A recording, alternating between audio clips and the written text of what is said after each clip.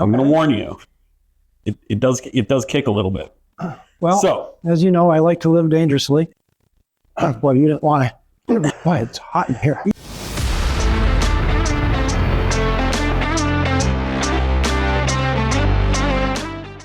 welcome back to Hot AF. Today I'm joined by Joe Twomey, our esteemed partner here at Offset 40. And today we're going to talk about discovery. Before we get started here, just going to talk a little bit about the first hot sauce. We got Cholula Extra Hot, standard Cholula, just spiced up a little bit. But as we get going here, let me know if you need a break. Okay.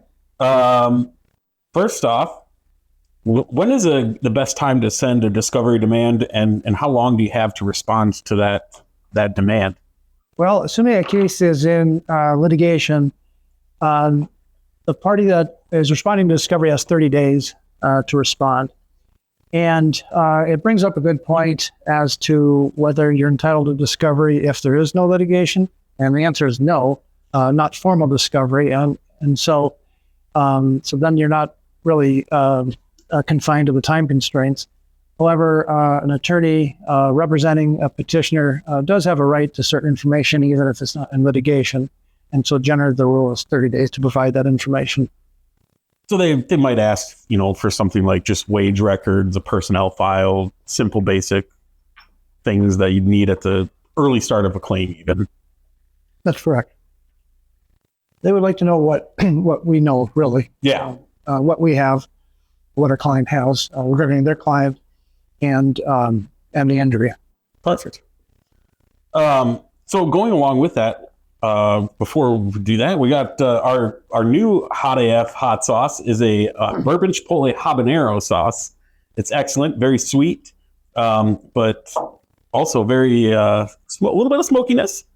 All right. I think you'll enjoy it. But as you're trying that, I'll read you a question here. I've got when you send out a discovery demand, what is the kind of things that we're seeking, or what kind of information must a party disclose in their discovery, their response, I guess? Right. Well, generally, according to the Minnesota rules, and specifically it's the discovery rules, 1420.2200, a party that has been asked to provide information through discovery needs to provide the name and address of known witnesses, non-privileged written or recorded statements made by a party or witness. And privilege, most of the time what we're looking at is are statements that are not part of the attorney-client privilege, statements that I may have had with my client. But for the most part, most of those statements are going to be produced. If you're a petitioner, meaning the employee, you need to provide the names and addresses of medical providers that you've treated for same or similar conditions. I take the position that we're entitled to all of the medical records. And then a wage and personnel records are what we're also going to be producing in those circumstances. And in going along with the medical stuff, we've got our third one here with, this is one that I just recently found called Dr. Joe's Medicine. Okay. It is a Naga Boot Holokia, which is also known as the ghost pepper. It's a green ghost. This is a mix of ghost peppers, jalapenos, and habaneros. When I tried it earlier, it to me tasted a little bit like pickles, but I think that's the brininess. So that sounds frightening. Going along with the medical records, is there other specific medical information in addition to their providers that they have to provide in a discovery response? Well, the things like that, anything above what I just described, they're not articulated in the discovery rules, but a party is entitled to information that is deemed relevant to the claims or the defenses. And so that's oftentimes where we'll have a dispute, in which case a party, and I guess in our circumstances, a petitioner's attorney will bring a motion to compel and try to convince the judge why that is or isn't relevant to the claim. I mean, really, when we're dealing with an injured worker, we're trying to produce as much information as we have that's relevant to the claim. Where I may have some issues is when we're asked to provide information that has nothing to do with the claim, that seems to be, maybe it's I see it as an intention to harass the client, or to embarrass the client if they think that there's information that could be detrimental to how they've been handling the claim, that sort of thing. And then authorizations at that point too are usually provided with a discovery response, or sometimes we send them separately. Right. Yeah, exactly. Well, our fourth one here is called Matook's Calypso Sauce. It is the winner of the 2025 Fiery Food Challenge. And this is made with pickled Scotch bonnet peppers. And it is from Trinidad and Tobago. I'm a big fan of this one. I'm going to warn you. It does kick a little bit. Well, so, as you know, I like to live dangerously. Yes, of course. Maybe you don't know that. Now you do. So part of the deposition or part of the discovery process is getting a person's deposition. Right. So when do you want to get someone's deposition, and who pays for all of that? Well, in a typical case involving an injured worker in a workers' compensation case I'm defending, I want to take the deposition of the employee. And so and I have a right to that deposition. I usually try to do that within about 2 months of receiving the claim petition. As you know, we have 120 days from the date the claim petition is filed to file an independent medical examination report. So I'd like to get that done as quickly as possible.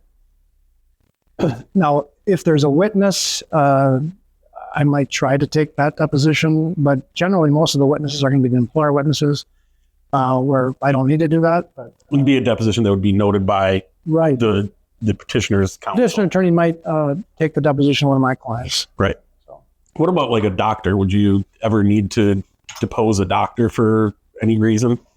Well, you didn't want to.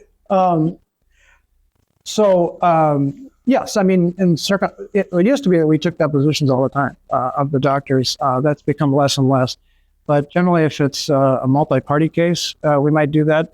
If it's a complicated medical history with complicated apportionment issues, that might be a time to do that. But I try to be pretty judicious on when I take the deposition of a doctor. But if I think that this would help the judge decide the case, then that might be an appropriate time to do it. When you take a deposition of a doctor, obviously one of the parties has to pay for the doctor's time. Is it usually the noting party? That's correct. Okay. The noting party pays for the deposition, and then if the petitioner's attorney took the deposition of the doctor, I would have to pay for the transcript of the proceeding. Got it.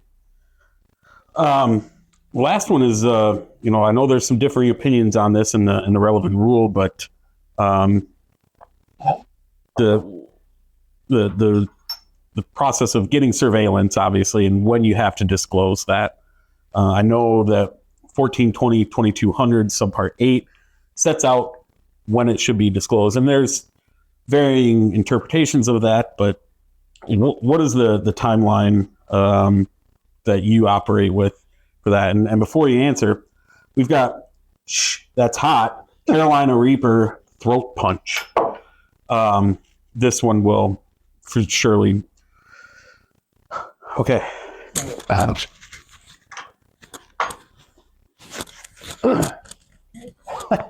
They say there's molasses in there. I don't. A little nutmeg, maybe? Maybe. So, try not to. All right. So the question. Excuse me. Mm-hmm. Oh, there's peaches. Oh, well, there you go. Mystery's over. Yeah. So, right. So the rule states that surveillance must be produced 30 days before a hearing or when it's requested. Now, if the